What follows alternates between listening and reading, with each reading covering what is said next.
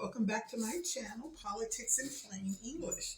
And today we're going to be talking about the holiday of Valentine's Day and how did it actually get started. Well, if you go and Google Valentine's Day, this is what you're going to come up with. It says Valentine's Day, also known as St Valentine's Day, originated as a Christian feast day honoring a martyr named Valentine. The day is celebrated annually on February 14th and has roots in various legends associated with St Valentine, who lived during the Roman Empire in the 3rd century CE. So that's pretty much, they're telling you what we traditionally, why we celebrate Valentine's Day on February 14th. It was due to a martyr, a person who died, for a cause or something. And then, as the centuries went on, they kept indoctrinating different things into Valentine's Day. And it will tell you, I'm just giving you basic information that you can actually look up on. They said as the evolution of Valentine's Day at the 14th and 15th century, it began to be associated with romantic love, particular in England and France. This shift was influenced by a concept of courtly love and the writings of the poet like Geofrey Chaucer. Okay, so anyway, they're adding on more things about Valentine's Day, but my purpose of actually talking to you today about Valentine's Day is because most people really don't know where the origin of Valentine's Day comes from. They think it's just from, the Romans and what have you. But I want you to know, if you look in the Bible, you go to Genesis chapter 10. This is where we really get the origin of why the Cupid, because you always see this little miniature angel and he's walking around or flying around with an arrow aiming it, right? Well, if we really want to know the truth of Valentine's Day, we need to go back to the beginning in time. So at Genesis chapter 10, it says Cush was a father of Nimrod, who became a mighty warrior on the earth. Very important. He was a mighty hunter. Listen to that. Before the Lord. That is why it is said, like Nimrod, a mighty hunter before the Lord. The first centers of his kingdom were Babylon, Uruk, Akkad, and Calneh in Shinar. From that land, he went to Assyria, where he built Nineveh, Rehoboth, Caled, and Rezin, which is between Nineveh and Caleb. Now, there's something that you need to know about Nimrod. It mentions here that he was a mighty hunter in opposition to the Lord, Jehovah God, right? So what was Nimrod's qualities? What could he really do? He was such a mighty hunter that it had been written about him that he enjoyed not only killing animals for sport, but he enjoyed killing humans for sport. So what he would do, if you were someone he wanted to, X out, he would tell you, okay, I'm going to give you a head start. You run. And if you can make it over there to such and such place and get there before I, terminate you, then you got your life. So that's what Nimrod would do. The person would be running, giving a head start. He's running through the forest or whatever, trying to get away. But Nimrod was such a skilled hunter that he would play with his victims. And so he may shoot the arrow and he said, okay, I'm going to hit this person in the left leg. So he would aim his arrow, shoot it, and it would arrive right where he wanted it, the left leg. So the person who was hit would stumble, right?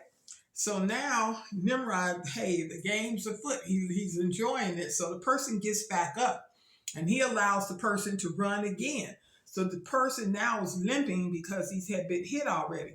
So Nimrod pulls the arrow again. He said, okay, this time it's going to be in the right leg. So he would hit him in their right leg and the person would fall and stumble. They knowing, uh-oh, I'm in trouble. This guy is hitting me from far away. Nimrod would keep doing this. If he wanted to hit you in the arm, other left arm, right arm, whatever it was. But the last time Nimrod would shoot a person, when he aimed his arrow, he would aim it in the heart, killing that person or excommunicating, getting rid of them instantly. So that's where we get the idea of this Cupid. Cupid was actually a miniature version of Nimrod, and he was an excellent shooter. So that's what Nimrod did. And we know that as time went past, over the centuries or thousands of years, they incorporated and made it into something loving. But there's some more information about Nimrod. If you turn to chapter 11 in Genesis, you will see the Tower of Babel. Now, the whole world had one language and a common speech. As people moved eastward, they found a plain in Shinar. Remember, I read in Genesis 10 about Nimrod being in the area of Shinar. They said to each other, come, let us make bricks and bake them thoroughly. They used bricks instead of stone and tar for mortar. Then they said, come, let us build ourselves a city with a tower that reaches into the heavens, so that we may make a name for ourselves. Otherwise, we will be scattered all over the face of the earth. So that's what Nimrod, remember, he was a mighty hunter in opposition to God. Whatever God says to do, he's going to do totally opposite. But this is how all this is tied together. In verse 5, it says, but the Lord came down to see the city and the tower the people were building. The Lord said, if as one people speaking the same language, just pay attention to that, they have begun to do this, then nothing they plan to do will be impossible for them. He said, come, let us go down and confuse their language so they would not be able to understand one another. So that's what the Lord did. He scattered the languages. Now it's important to know about God, and he scattered the languages. And remember, he said, when all the earth was of one language, there was nothing they could think of to do because they had the best of everybody there, that would be impossible. But when he split the languages up, guess what happened? People couldn't understand each other. They were building this tower up into the heavens, but as soon as God hit it and confused the languages, the other person couldn't understand the other person. You spoke Chinese, you spoke Japanese, maybe this one spoke English, the other one spoke Arabic. Everybody spoke a different language. So even trying to mimic or say something that they couldn't understand, they couldn't understand, should I go up or should I go down, left or right or whatever. People could not understand each other, and therefore they had to go off. But the thing with Nimrod, he wanted everyone to stay together. And he actually built this, what they call a ziggurat. A ziggurat was a tower he was building to go up into the heavens, because Nimrod thought that, you know what, if God goes and starts another flood, he wanted to have his tower so far up in the heavens that it would never touch him. But Nimrod wasn't thinking that the tallest mountain, when God created the flood, it actually reached 2 miles higher than the tallest mountain. And we know that because Nimrod came in Genesis chapter 10, but the flood actually started in uh, verses 6 and 7. That's when God actually said that the world was too wicked and he started the flood.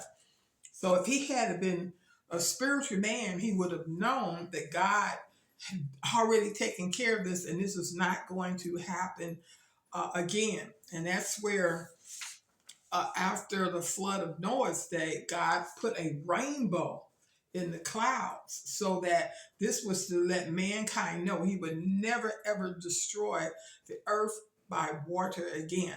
So all of this is connected back to the beginning of time. And like I said, if you read the book of Genesis, it'll tell you the truth because a lot of things that we have in our world today came from back then. Now, I do want to mention that some people in modern day have tried to mimic what Nimrod did. There was a company, a group of people, it was like a billionaires club. And they tried to replicate what Nimrod had done. And so they would go get homeless people. And the homeless people, they would say, okay, we're going to pay you $5,000. And so the homeless people said, wow, that's a lot of money. That's like $1 million for them. So they would take these people to unknown location, and they believe it was somewhere off the coast of Atlanta, Georgia. And so they would put these people together and they would tell them the same thing like Nimrod did. He said, okay, if you want to escape, you can, if you can reach this port over here, then you have saved your life. That's great. So unsuspecting people, they didn't know where they were. They didn't know how to get it to escape or whatever. So anyway, they would, instead of having arrows, they would have bullets to shoot them. So anyway, this worked for quite a while until there was a Marine, a homeless man who happened to be a Marine. And he automatically went back to the time when he was in the military. And he knew what was happening. He said, no, this doesn't look right. There's a forest and everything. He figured it out. So anyway, when it came for them to release, his time to be released, he automatically knew what he was going to do. So the guy who was supposed to have been chasing him, the military guy, homeless guy, he had already made a trap. So the guy that was after him, the shot after him, he stepped into his trap and he ended up breaking the guy's leg. So the guy yelled out, hey, this is a Marine here, and so they just said, get rid of him. So they shot him shooting this man twice. And he wasn't sure whether or not he should stay on the island or should he leave, but he took the chance and he jumped into the waters and was able to swim back to the shores. And that's when they said when he washed upon the shore, he told them what had happened, how these people were doing all of this, and the FBI and what have you got all involved and stuff. So anyway, all I want to let you know is that what happened back in ancient times has also been translated into modern times. And we know that what God says is true. He's written about it and what have you. So anyway, hopefully you got some understanding out of that, and be sure to like, subscribe to my channel. Bye-bye.